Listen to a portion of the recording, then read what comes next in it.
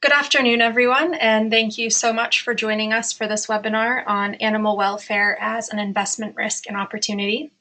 My name is Nicole Harmon. I'm a program manager with the Intentional Endowments Network, and I'm very pleased to have with me three great panelists to share their expertise on this topic today. During this webinar, we'll be hearing from Maria Lettini, Director of the FAIRR Initiative, Kiel, Iwanik, Senior Sustainability Researcher at Karner Blue Capital, and Brenda Morris, founder of Humane Investing and investment advisor representative of First Affirmative Financial Network. After our panelists' presentations, we will spend the remainder of the hour in dialogue responding to your questions. So please enter them throughout the presentation in the chat function of the control panel at any time, and we'll try to get to as many of them as possible.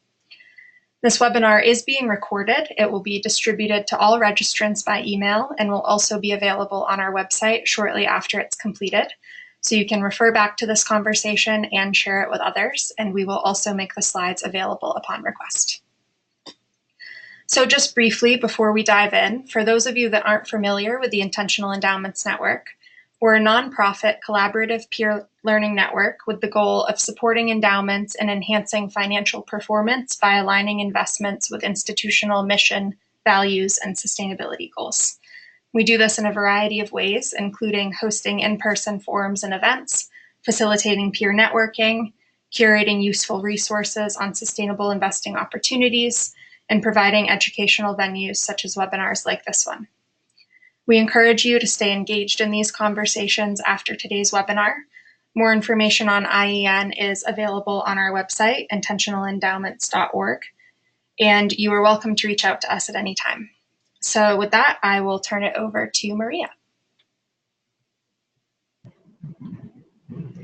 Thanks, Nicole. It's a real pleasure to be here today. My name is Maria Lettini, and I'm the director of the FAIRR Initiative. FAIRR is a global institutional investor network. We have over 10 trillion of investor support now, and we focus on the investment risks and opportunities in the food system with a particular focus on how we produce and consume meat globally. So next slide, please. So I just wanted to kick off with this Guardian article that was published in May of this year. It was titled, "Humans Just 1/1000th of all life, but have destroyed 83% of wild animals and half of plants, yet livestock kept by humans abounds." Now this is in terms of global biomass of all organisms. But it's actually pretty interesting research. And one of the conclusions was that of all the animals on Earth, 96% are livestock and humans, and only 4% are wild animals. And the equally alarming ratio with regard to birds is that 70% of all birds are chicken and other poultry, and only 30% are wild. And really, animals in the food system is just one way that we're using animals. But given the quantity of animals which are intersecting with humans in society, it certainly brings to the fore that animal welfare is becoming a key material risk factor. And at FAIRR, we really take a holistic view of how animals are produced and how they're introduced into the food system. And animal welfare for us has an impact more broadly into investment portfolios than just an ethical niche issue. So next slide, please. So for those of you who know the FAIRR Initiative, you've seen a slide similar to this in our previous presentations. And again, we want to focus on the broad impact that producing animals and the welfare of animals in the food system has on the environment and human health. Why are animals in the production system so important, and how are they impacting us in these ways? Well, that's because most of the majority of the world's meat, fish, and dairy are produced in intensive farms, and that's 99% of the meat produced in the US. That means hundreds of thousands, and in some cases millions of animals are produced on one farm. They're very closely confined. They're in environments that are very poorly ventilated, and many have no access to the outdoors. Now, If you can picture this in your mind, that obviously calls to mind that these are, in many cases, breeding grounds for disease and places where disease spreads rather quickly. And thousands of animals means there's a need for lots of medicine to keep them healthy. Factory farming is the #1 user of antibiotics worldwide. So 80% of all antibiotics produced in the US goes into the animal production system. It obviously takes lots of feed to feed these animals. These are hundreds of thousands of animals, and that means lots of grain and lots of soy and other feed for the animals, and that obviously is using up arable land and causing deforestation. They also produce, logically, lots of manure and other waste that is contributing to air pollution, water pollution, and it is in some cases becoming a license to operate issue. And they obviously produce lots of greenhouse gas emissions, including carbon, methane, nitrous oxide, and ammonia. Next slide, please. So at FAIRR, we wanted to do a deep dive into the environmental and human health impacts of the intensive farming system. So a few months ago, we launched the FAIRR Protein Producer Index. We looked at 60 of the largest meat, fish, and dairy producers that were listed on global exchanges, and we assessed them across 9 ESG risk factors. And we wanted to see how these companies were managing some of these key sustainability risks. Now, these are the companies that, many of the names that JBS, Tyson, Hormel, Sanderson, Cal-Maine, they are absolutely the suppliers to most of the global food companies that you own in your portfolios. Next slide, please. And you can see the risk factors that we looked at. All are very interconnected, all point back to how animals are being bred, how they're being fed, how they're being cared for and processed, and really until they get to consumers' plates or into consumers' glasses, in the case of milk. Next slide. And we looked globally across jurisdictions, and we looked across protein distributions. Next slide. And we ranked them according to how they were managing these risks, whether they would be a low-risk company or a high-risk company in terms of how they were managing operational ESG risks. Next slide. And here are just some of the key takeaways quickly. I mean, pretty basically, 60% of all the companies in the index really were failing to achieve even the most basic management and disclosure of these key ESG risk factors, including animal welfare. None of them, and these are animal producers, were really, or very few, I think 1 or 2, were really disclosing GHG emissions that were directly related to the production of the animals themselves. So the most relevant emissions, including methane. Most of these companies were not managing their use of antibiotics and didn't have proper policies in place in terms of antibiotic stewardship. And only 3 of the livestock companies have explicit deforestation commitments for the relevant commodities. Now, waste and water pollution was the best performer, and we believe that's because it's the most highly regulated, but quite frankly, across jurisdictions, this was still some fairly basic management in most cases of our index universe. Next slide, please. Now, what does that have to do with animal welfare? So these intensive farms, right, thousands of animals these producers are really part of the big global food companies' complex multi-species supply chain.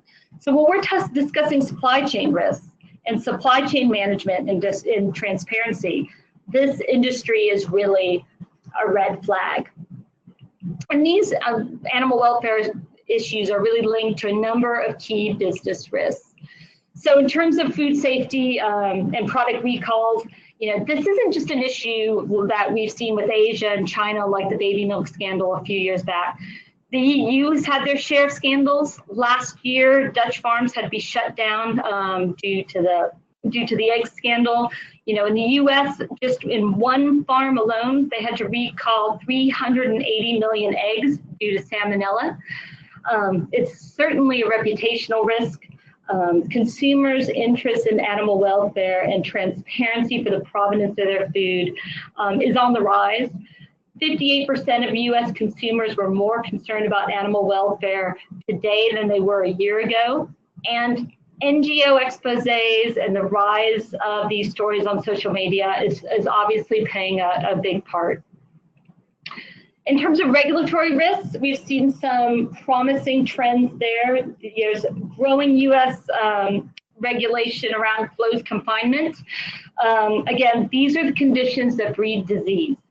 In the EU, there's very positive progress. There's potential EU-wide ban on prophylactic use of antibiotics. That means the routine use of antibiotics to animals in the food system in absence of disease. So not to treat sick animals, but to give antibiotics to animals who are perfectly healthy in order to prop up this closed confinement system. And just in terms of brings to the broader sector to drive that home, you know, this isn't an isolated niche issue. It's interconnected. It's across all sustainability ESG issues within the food industry, from climate to water use, to water scarcity, to labor, and human rights. Next slide, please. So just to point back to some of the performance of the companies in our index quickly, 63% of the 60 companies provide little or no information on animal welfare issues. And only 10% of the companies in the index received a low risk rating.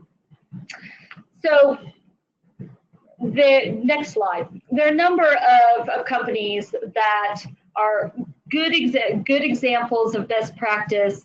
There's a number of companies, obviously, that need improvement, and we really want to encourage investors to understand who those leaders or laggards are in order to engage with those companies and to help set positive industry practice. So in the interest of time, I won't go through these in detail. This is just one example. I mean, Smithfield Foods has had its share of issues, but this is just one of them, in which case they made a public commitment to phase out gestation crates way back in 2007. And then it was found through an expose that, in fact, they were using gestation crates. And again, poor management of ESG risks, poor management of key issues that is widespread across this industry. Next slide. And again, we're talking about downstream, the producers here, which have a very significant impact on what happens in the downstream companies, the retailers, and the food companies. And again, it's good to encourage best practice and to reinforce that there are some companies who are taking these issues seriously and to put management practices in place to really begin to understand and manage these risks effectively. And QAF Limited, Riverdale in Australia is another positive example. So again, there are examples to point to. There are opportunities for investors to engage, and we really do hope that you can identify those risks because they are prevalent and real supply chain risks. And I'm going to stop it here out of the interest of time and turn it over to Kyle at Karner Blue Capital so that we can discuss an investor's approach to this issue as well. Thanks. Wonderful. Thank you very much, Maria. The team at Karner Blue Capital is honored to participate in this IEN webinar, along with Maria of FAIRR, Brenda of First Affirmative Network, and Nicole of the Intentional Endowments Network. We truly do appreciate the work that FAIRR has done to advance the farm animal welfare agenda. Also, we thank both the Intentional Endowments Network and First Affirmative for bringing together like-minded stakeholders for the sake of responsible investing. My name's Kyle Iwanik. I'm a senior researcher at Karner Blue Capital. I'm joined today by Vicki Benjamin, managing member and president of KBC and an impact investing veteran. Good afternoon, everyone. KBC was born out of the idea that the way we treat animals in many aspects of society is unsustainable. We believe that there's a better way to do business, and it's our goal to nudge corporations toward responsible animal stewardship practices. Next slide, please. To fully comprehend the impact investing scene, it's important to take a 10,000-foot view. The 1970s gave rise to negative screening methods, in which investors opted out of disfavorable investments in weapons and alcohol, tobacco, and other touchy issues. More recently, ESG approaches have attempted to mitigate an investor's risk by analyzing individual companies' approaches to environment, social responsibility, and governance. From general ESG investing was born thematic investing, an approach that targets particular themes such as climate change and water risk. Here's where we at KBC see a lot of value. Consumers from millennials to high net worth individuals are interested in investments that align with their personal belief systems. Driven by our own desires to put our money to work for good, we've launched the first thematic investment product focused on animal welfare. The KBC Animal Welfare Investment Philosophy, which is shown on this slide, is what drives our day-to-day work and our overarching company mission. As you can see, we believe that suboptimal animal welfare practices on a corporate level represent significant operational and reputational risk to any company. By acknowledging and rewarding those companies with the most robust animal welfare practices, we hope to move the corporate needle and materially help animals. Next slide, please. Our intention is to serve as a hub of innovation. There are a lot of groups doing tremendous advocacy work for animals, and we hope to leverage their expertise to combine it with our own proprietary company research and to create a comprehensive representation of the current state of animal welfare in business. We're leveraging all stakeholders, NGOs, nonprofits, academic institutions, and investors to develop deep subject area content and to assist clients in becoming better financial stewards of animals. In drafting our first animal welfare product, we considered humans' impact on animals in 3 realms. First, we considered how we manage and maintain farm animals. We looked at things like confined feeding operations, transportation methods of livestock, and corporate attempts to mitigate stress and suffering. Second, we looked at research animals and how we can shed a light on how these animals are used in scientific breakthroughs related to the products that we all use. And finally, we looked at corporate practices related to environmental destruction and habitat conservation. A significant portion of our contribution to this hub of innovation revolves around our corporate advocacy and engagement. In screening companies with farm, research, and wild animal involvement, we've identified a crop of top-tier performers, as well as some pretty clear laggards. Over the coming months and years, we'll launch our advocacy efforts, which will include investor letters, shareholder resolutions, proxy voting, and other methods of corporate engagement. Next slide, please.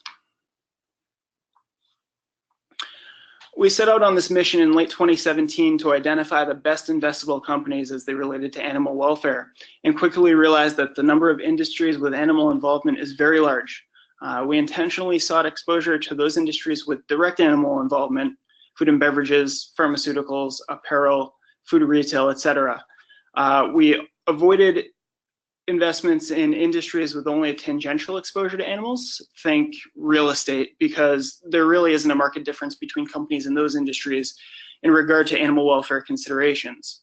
There are exceptions to this rule, though, as some companies in industries with minimal animal involvement go far and above their peers to positively influence animals. We've called these companies opportunity companies, and we've selectively included them in our strategy. We'll see an example of this later on in my presentation. So at the beginning of the process, we relied on third-party data providers to get us started. ESG data provided by these outlets was parsed through by our sustainability research team, but we realized pretty quickly that animal welfare-related indicators were underrepresented. For this reason, we created industry-specific models incorporating many of our own key performance indicators to holistically survey each industry, looking at overall ESG and performance and heavily weighing those factors which directly influence animals. Research was conducted primarily through corporate sustainability reports, third-party certifiers, industry regulators, and other publicly disclosed information. Scores were then aggregated for each company, and only those companies scoring in the top half of their industry were selected for further consideration. In crafting the product, we also consider a company's controversy involvement.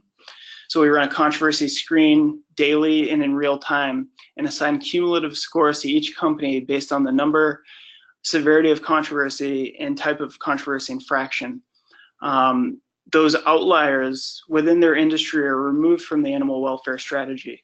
The idea is that a company's prior history involvement can be a good indicator of future controversies. And by applying this screen, we're attempting to anticipate any problems before they occur.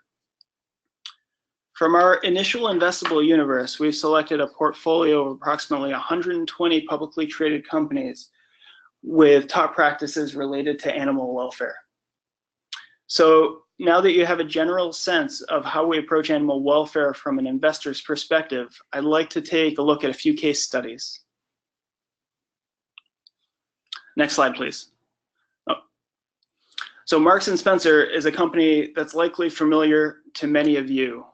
It's a major British retailer which sells clothing, products, and luxury foods. The company is impressive in its scope of animal welfare considerations, which extends throughout its business operations. The company has formal policies on all of the above animal welfare issues, which range from farm to table. Marks & Spencer truly tackles animal welfare at every aspect of its value chain. In screening companies, we favor concrete actions, adherence to goals, more heavily than we do goals and ambitions themselves. In this regard, Marks & Spencer is a known leader in animal welfare. Along with other stakeholders in this space, we hope to champion Marks & Spencer in hopes that others within the industry will follow. Next slide, please.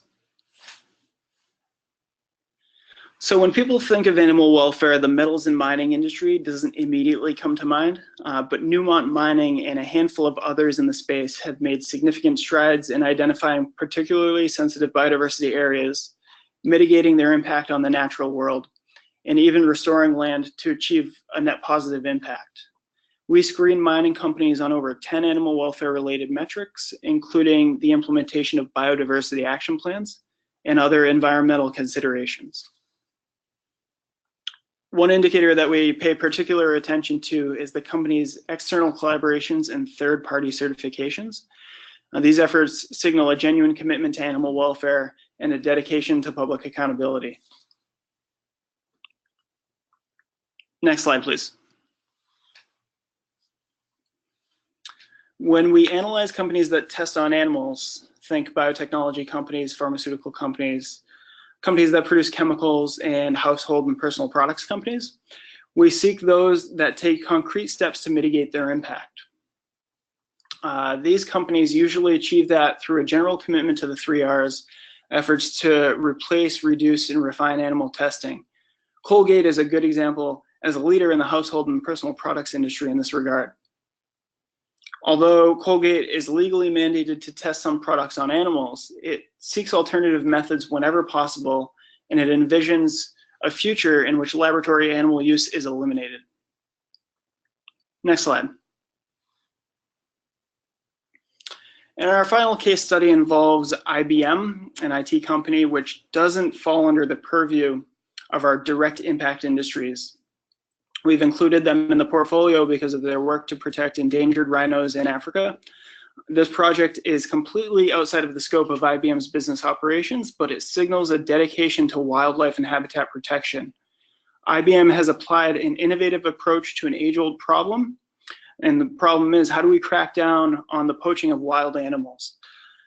By leveraging the company's big data resources, the IBM cloud, and the company's Internet of Things networking, the company tracks wildlife movement in a particular African game reserve to signal the presence of poachers. IBM is able to detect poaching activity before it even happens. This technology has broad application, and we anticipate that it will materially affect global conservation efforts going forward. This concludes our presentation. We thank Intentional Endowments Network, FAIRR, and First Affirmative for their continued work in the space, and we look forward to moving the corporate needle on animal welfare issues with our allies. Thank you. I'll now pass the platform over to Brenda Morris of First Affirmative.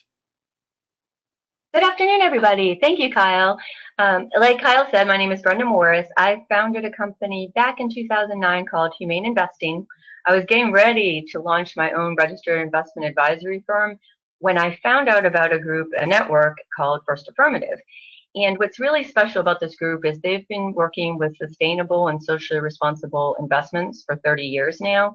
So a lot of the big names in the financial industry are starting to get on board now, which I think is wonderful.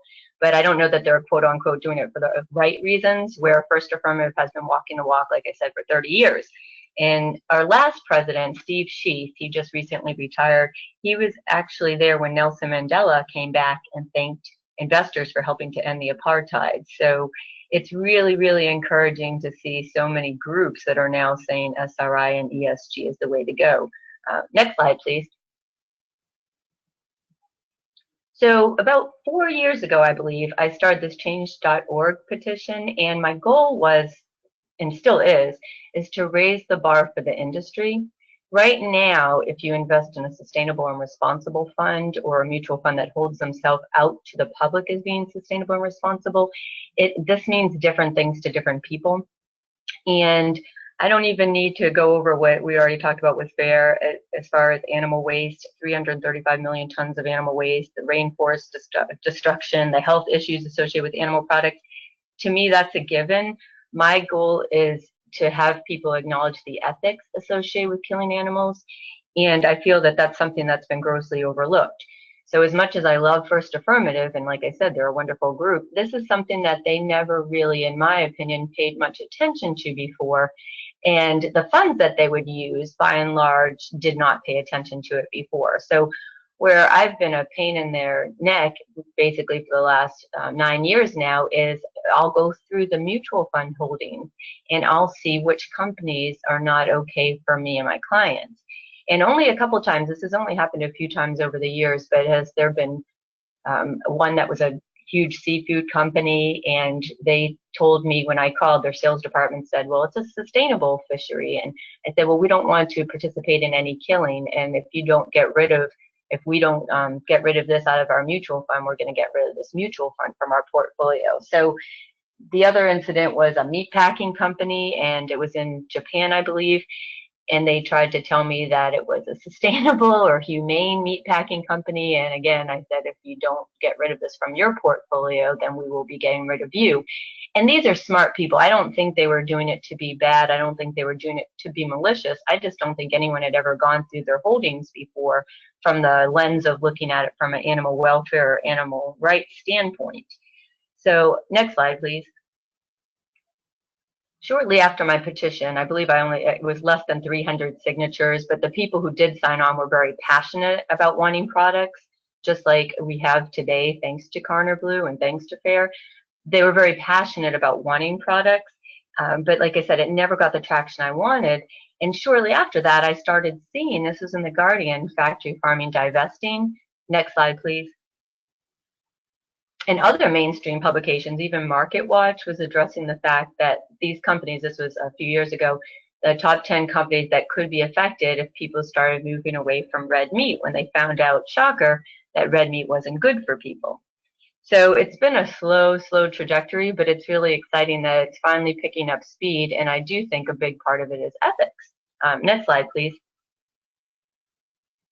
Humane Society took out this ad in Barron's magazine, and I love that we were talking about gestation crates earlier, because they were warning investors that Seaboard, I believe this was for Seaboard at the time, that if they didn't move away from gestation crates, this is, I don't know if any people on the line know what gestation crates are, but the female pigs are confined during pregnancy. They're unable to move. It's extremely inhumane, and they did not move away from it.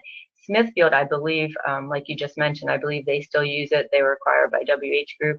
But this is something where in our society, in our day and age, if we treated dogs like this, it wouldn't be acceptable. Americans spend, I believe it's $17 billion a year on vet care for their dogs and cats, and it would be abominable if we treated animals the way we treat the pigs and the cows and the chickens.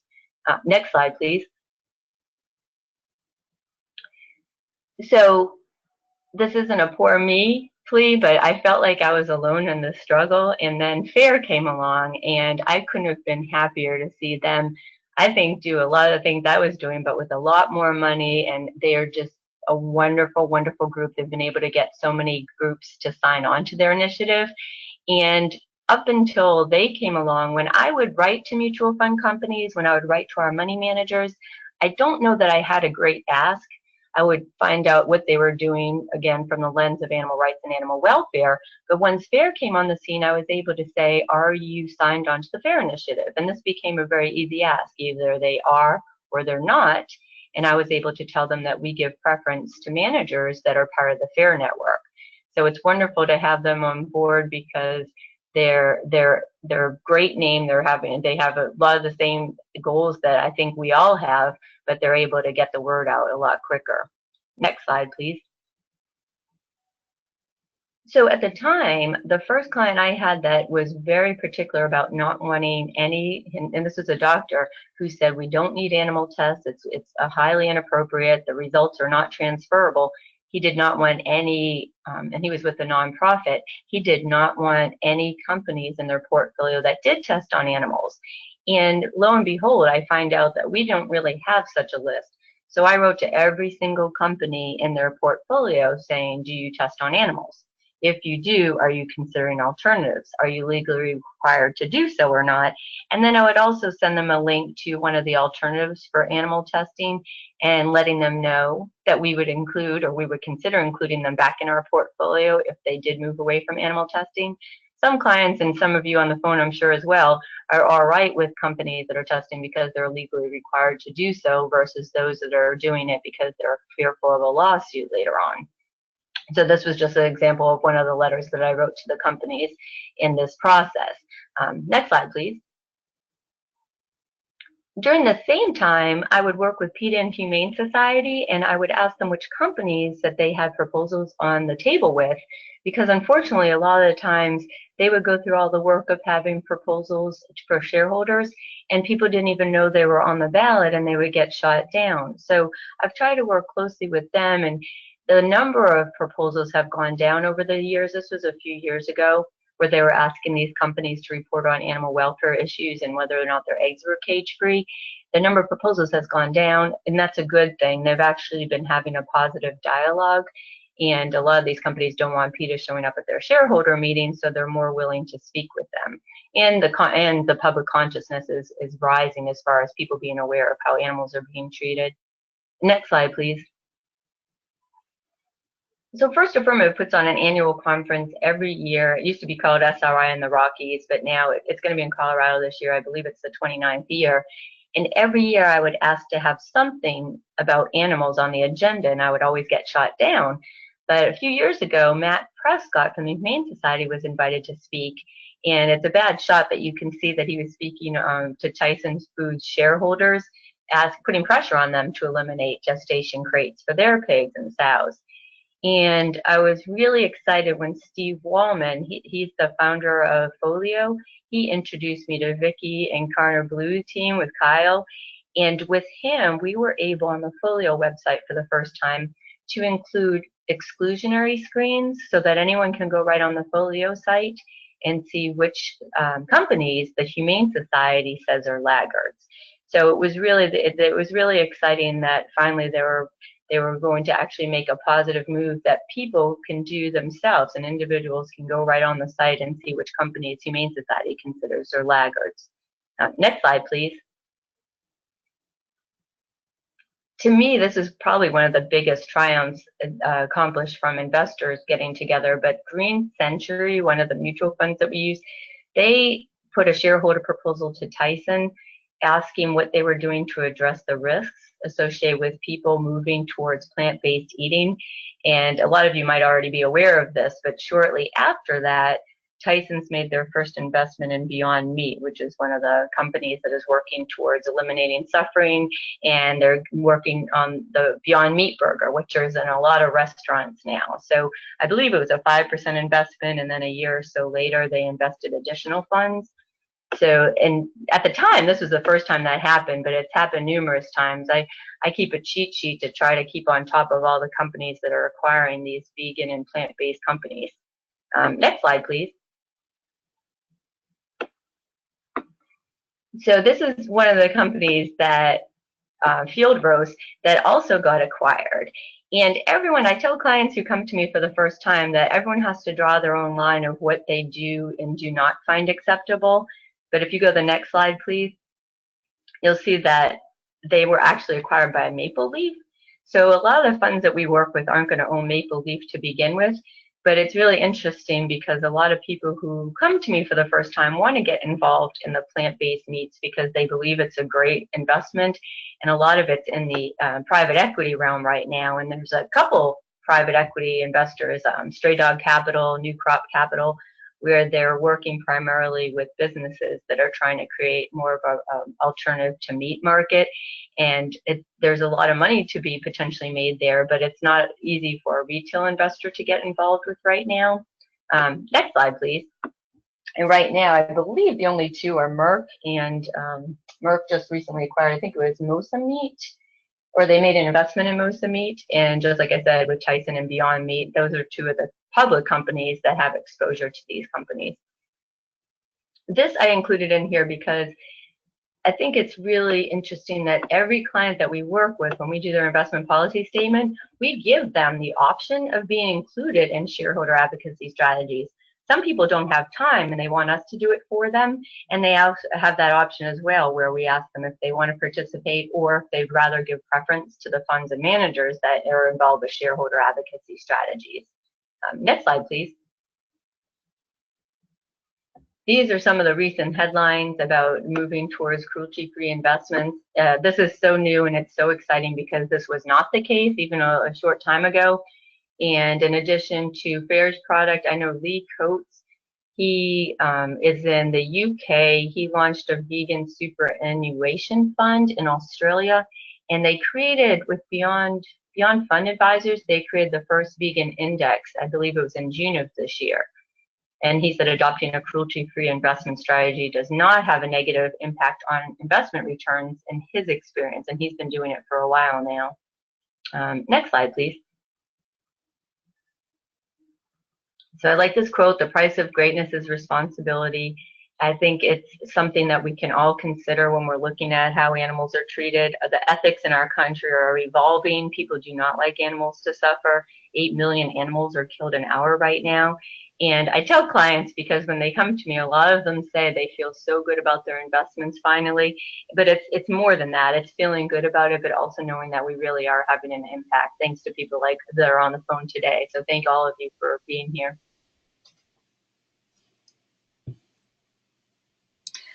Great. Thank you so much for those wonderful presentations, and for each of our panelists. If you could go ahead and take yourselves off mute, we'll jump into our questions here.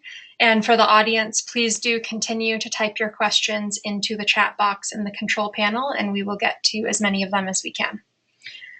So to kick off the Q&A and build off of both Brenda's comments on engagement with companies as well as Kyle's comments on Karner Blue's research methodology, could you each share what you do to affect change, and if you partake in an engagement process with the companies, managers, and investors that you work with? Now, this is Brenda. I'm happy to. This has been hit or miss for me, but what I will do is go through our portfolios, and if I see any that have opportunities for change, then I'll contact the manager and see if they're willing to work on it or not. And we had one recently, it was last year, Zevin. They were meeting with their managers of TJ Maxx, and they were urging the retailer to adopt greenhouse gas reduction targets. And per my request, I asked them to also consider going fur-free in all its markets. I've learned a lot by doing this. A lot of times, TJ Maxx and some other discount retailers don't intentionally buy dog fur from companies in China, but they'll get a shipment of clothes, and some of the fur in there actually happens to be dog fur. And I believe, was it one of them, Burlington Coat Factory, I think they committed to saying no to any shipments that contain dog fur. Another one was Home Depot. They had, they were in our portfolio as well in some of the funds that we owned, and they had a shareholder resolution asking them to stop selling the inhumane mouse traps. And I believe that one was withdrawn. But anytime I see an opportunity for one that's included, I actually contact the portfolio manager to see if they'd be willing to work on it. With us, we're not going to have the worst offenders in there to begin with, but if they actually already own them, then I always contact them to see if they can help out. And I guess I can jump in. This is Kyle from Karner Blue Capital. Advocacy we see as a cornerstone of our investment strategy and a real driver of our impact and how we can have a tangible impact on companies directly. As a nascent company, we're drafting our advocacy strategy right now, and we've identified laggards through our screening process that we've targeted for engagement. In the coming months and years, we will engage directly with these companies and also joint shareholder resolutions throughout the greater investment network to influence companies to improve practices. I'm Miss Maria of the FAIRR Initiative. So for those of you who don't know, there are opportunities at FAIRR for you to get involved in collaborative engagements. We have two, both of which are in its third phase of the engagement. So we have an antibiotics use in restaurant supply chain engagement that just entered its third phase. Again, 74 investors with 4.9 trillion of support. We're asking UK and US retailers and restaurants to have global antibiotic usage policies across their supply chains and across all species in their operations. At the end of the second phase of the engagement, which was last year, we saw incredible movement from companies. So this has been hugely successful. 18 out of the 20 companies actually adopted some kind of antibiotics policy by the end of the second phase. So we look forward to the third phase of engagement, and letters just went out to companies last week. We also have an engagement on diversifying protein supply chains. This has 74 investors with 5.3 trillion of AUM. And in this engagement, we're really focusing on how companies are looking at the impact of their meat portfolio across their company and across their operations, and if they're becoming resilient, if they have resilient protein supply chains. So we're asking them questions about, the percentage of revenue that comes from meat, how they're evolving innovation, R&D, and moving towards more plant-based protein. And again, very much this aspect of what Brenda was talking about in terms of how are you looking at your own operations, how are you becoming more resilient, and again, looking to see stakes in companies such as Beyond Meat, Impossible Burger, Molson Meats, Memphis Meats, et cetera, that have really come onto the stage to really show that global food companies are becoming leaders in this area and becoming more resilient to changes in consumer preferences. So we also have an engagement, again, related to animal welfare in terms of feed supply chains. It's a global investor statement in support of the Brazil Cerrado and deforestation. And investors, that is an ongoing sign up if there's interest there. So again, we're continuing to build out our engagement, our collaborative engagement portfolio so that investors can get involved to really affect change using their influence in direct dialogue with companies. And building off of that, you've all mentioned a little bit, touched on how peer learning and collaboration has informed your work. Could you talk a little bit more about what that's looked like in the past and how you expect that to continue to inform your work in the future?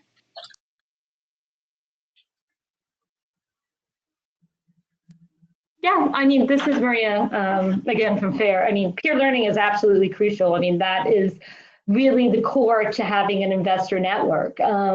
We will be publishing our third iteration of investor case studies. Karner Blue, I'm sure, will be represented there. And we're keen on using investor examples to show other investors ways that they may approach animal welfare and other risk factors associated with intensive farming in their own portfolios. There's a variety of different approaches, and I think that peer learning is absolutely crucial. And collaboration, not only amongst investors in the case of sort of collaborative investor engagements, but I actually believe across organizations in the industry. So where we can, we look to collaborate with other industry initiatives that are leaders in certain risks in order to make sure that we're aligned so that both corporates and investors have a level playing field and they know what's being asked and what needs to be disclosed. So we encourage that across the industry. Hi, this is Kyle here from KBC. We rely heavily on our peers and other NGOs to source information. We acknowledge that we're not experts in any particular field, but we know that our NGO partners have particular expertise. We leverage NGO partners. We also have a couple academic institutions that we've partnered with, one that has a particularly strong agriculture department to research how agricultural efforts from companies impact animal welfare. And this is Brenda. I started a group when I first started doing this, and I thought there must be other advisors out there that have a strong tilt towards animal welfare and animal rights. And I found one advisor in Australia. I found Lee Coates. Since then, I started a group on LinkedIn so that we can share ideas. And I think there's about 8 advisors now around the country that are vegan. I spoke with one of them at the Animal Rights Conference, Joshua Levine. He's with RBC. And I met another one, Tom Nowak. He actually wrote a book, Low Cost Vegan Investing. And we have such a close team that we're all doing similar things, but coming at it from a different way, that I think it's of paramount importance that we do share that which we can with each other, because we have a lot more impact if we do. Great. And I think that you each may have something to share on this front as well, but starting with Kyle, you mentioned that KBC screens in the sectors of farm research and wild animals. Is there a weight to one of those sectors in KBC's fund? And would you say there's more or less information on the risks and opportunities in any of those areas? So KBC doesn't weight particularly any of those three. We're farm research and wildlife agnostic. We weight our portfolio based on industry exposure, and that gives sort of a well-distributed representation of the types of animal welfare exposure that we have. This is Vicki Benjamin. I'll jump in here just a bit. KBC took an approach. We weren't looking to end up with a certain portfolio with industry sector exposure. So we looked at all industries in the OCUM database and particularly honed in on those that had exposure to animals. We then evaluated every company in that industry for its behavior regarding animals. When it became, as we all know, the information regarding animals by companies is dispersed and often inconsistent. When we could not evaluate them comparatively, we reached out to our NGO partners or the companies themselves to determine how to evaluate that company within that industry. So we ended up with our portfolios constructed of many industries, 13 in effect, that have direct or indirect through habitat destruction exposure to animals. And then we found other companies operating outside of their revenue stream that made opportunities in companies for animal welfare, like Google or an IBM. And we also weighted them in the portfolio. So there was no, we did not seek out a sector weighting. We let the companies and the industries and the opportunity companies determine our portfolio. I mean, for us, I mean, we wouldn't suggest a weighting, but it just in terms of, you know, the information that was out there. I mean, in many senses, that's why FAIRR was launched, because, you know, we felt that there was a real knowledge gap, a real need for expertise and research across a number of different aspects on these issues, and so that investors themselves can decide their own weightings. And so, I mean, I think there's, you know, room for more work to be done on, you know, the pharmaceutical industry stewardship in terms of the factory farming sector, more of the ag impacts, you know, across these risk factors, more need for information, real information on emissions targets that result from real animal production, and, you know, across the industry, antibiotic use and reporting. But, you know, there's lots of room for growth, a lot of room for more information to be given to investors so that we can make more knowledgeable decisions, and, you know, obviously to safeguard long-term value portfolios.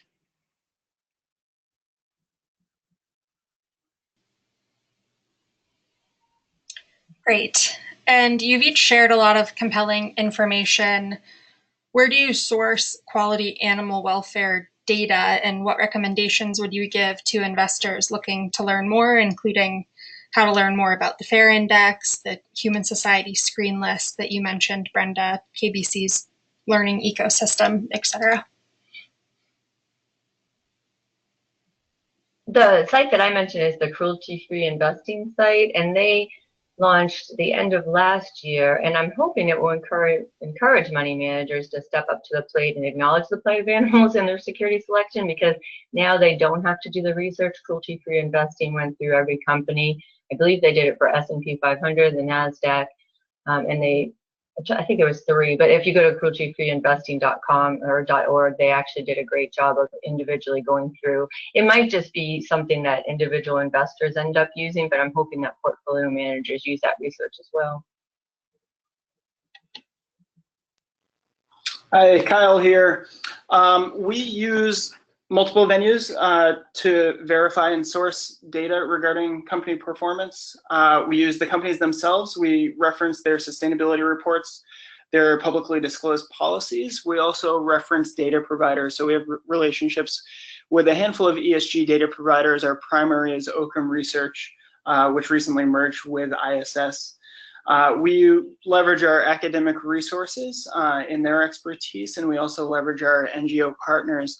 One thing that we look for in each industry when we do our screening is third-party certification that companies are doing the right thing and adhering to certain protocols. A good example is in the biotech and pharma realm. ALAC is a governing body that will go in and certify and inspect laboratories within a company's operations and the company's contract laboratory operations. So we look for ALAC certification in all realms of biotech and pharma company operation. And that's just one example of an industry that we do a significant amount of due diligence in. Yeah, and I would, I think we use a number of different of those same providers. We also look, there's some really good information out there on NGOs, as Brenda mentioned. You can find more information on our analysis of animal welfare and our index at index.fairr.org or on our website, with particular focus on policy and performance on animal welfare. We do look at the policies of closed confinement, particularly to be equivalent to the EU legislative standards or higher is what we look for. And in terms of aquaculture, we use either Global GAP or BFE certification. So you can, again, we're happy to point anyone in the right direction if they have any other questions and give you, we have an animal welfare expert on the team here, so happy to help wherever we can. Great. And I think we have time for one more question. So could you each share a call to action for those on the webinar today, looking at these issues through not only an investor lens, but also through an institutional purchasing and sourcing lens?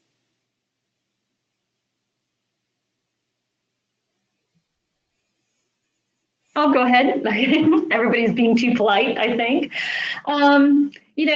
Understand your portfolio. These are, as I mentioned, big, complex supply chains, regardless of the sector that you're looking at. Start to ask questions. So you can start with the downstream companies. It's their responsibility to know their supply chains and to be transparent and to ask that of their suppliers across any industry. So start asking, because there's risks inherent across these industries that are associated with animals. And just in terms of broader ask, if you are, an academic institution and you can ask for high welfare standards in your canteens, and in your purchasing policies at campus. You can ask for no factory farm meat. One of my favorite stories from Jeremy Collar, who's our founder, obviously he does a lot of work through his foundation. And he made a grant contingent on whether or not they could achieve a no factory farming food in the restaurant associated with their organization. And initially this group said, oh no, we can't do that, and just thought, oh, it would be way too difficult. And funny enough, they came back and said, actually, we can have a policy around sourcing. We can have a high animal welfare standard from our sourcing, around our sourcing, and we can ask for no factory farm meat. And in this day and age, yeah, certainly it's, it behooves particularly higher academic institutions to be, showing leadership around these issues. From KBC's perspective, I think our call to action would be for each investor to be an active participant in their investment portfolio. Investors should ask how they're being represented by their investment advisor, how they're being advocated for, and if their investments are aligning with their mission. Investors should ask for transparency and accountability from corporations, and that should manifest itself in corporate responsibility and corporate accountability. This is Brenda. I don't know that I have anything to add other than using groups like FAIRR and KBC. I love the work they're doing, and where I've evolved, my thinking's evolved, is the animal rights group is not large enough, I don't believe, for divesting to be so effective like fossil fuel free investing has done. So I think that while the movement is still relatively small, I wish it were larger. I think it is so important to engage. So that's why I love the work of these two groups, because I feel like we can have a lot bigger impact engaging with these companies rather than divesting from them altogether. Well, thank you so much to Maria, Kyle, and Brenda for the great discussion, and also thank you to all of our participants for joining us this afternoon. If you have any questions about this webinar, the work of our panelists, or activities happening in the Intentional Endowments Network, please do be in touch. And again, this webinar will be up on our website shortly. So thank you all again, and have a great afternoon.